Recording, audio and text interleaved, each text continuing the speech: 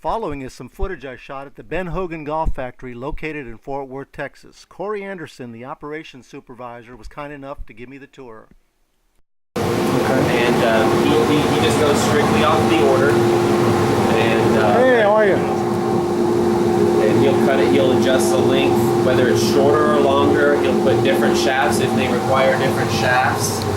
And with every order, all of our shafts are here behind him, so he can look at them all from here. They're all in every line.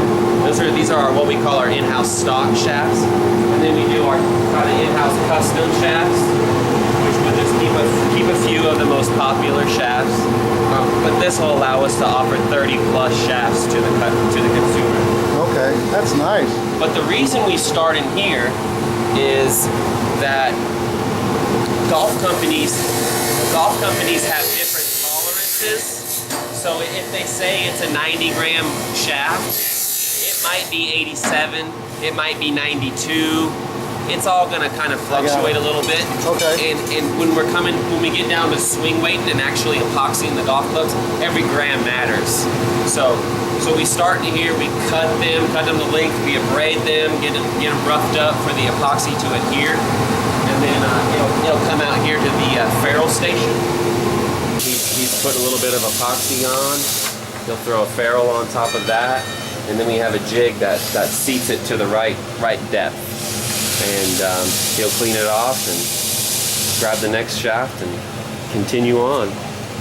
So this has got this. Now the shaft is cut to the right length, and now the ferrule will be on the club. So we're putting all of our variables into play before we actually epoxy the club. Nice. Typical custom grips in these two cabinets, and then we also do our stock Ben Hogan grip. We have a standard grip, a wedge grip, and then of course a mid-size grip. But here they can clamp it in, throw on as many pieces of tape as they need to, whatever the order calls for, and we'll grip it. So now you might see clubs that have been cut.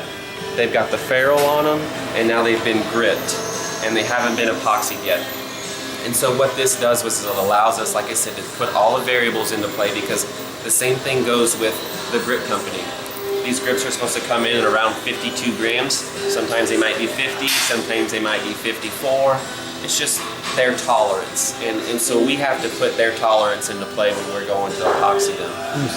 So now we've got all the variables on the golf club before we actually epoxy it. A lot of companies will take a shaft, put it in the head and epoxy it and wait for it to dry, and then they'll go through the process of cutting it to length, putting the grip on. Really? But now you can't change anything because it's already been epoxied. Lay out all these heads in order, and then he'd take his 3 shafts that came with it and set those 3 shafts up, and then we can measure them on length, make sure the lengths are all good to our chart. We have a chart here on the back that has all of our standard specs on it.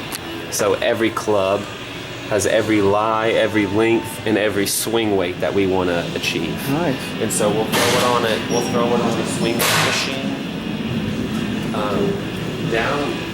Down inside the hosels are little ports. I know it's kind of hard to see probably with that, but there's a little port in there, and in that port allows us to add or take away weight, and that's designed to move your swing weights around. So of course the loft is going to say what it says on the bottom, but we'll also tweak lies if you're not a standard lie guy. If you like them 1 up or 2 up, whatever it may be, we'll do all that here on our digital loft and line machines.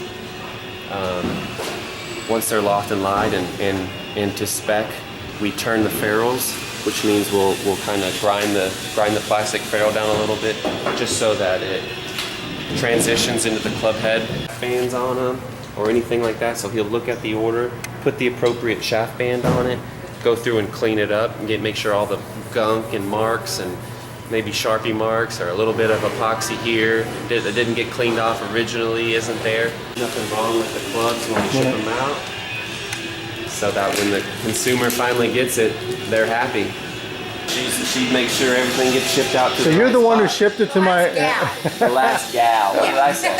That way when you know, a box is sitting on somebody's porch, it doesn't look so appealing. But then if it's open and it's got all the colors and all the Hogan stuff in it, whether it's a quote, you know, it's really nice. It's a really neat part, and it's been a big hit for customers. Go to benhogangolf.com to order your clubs today.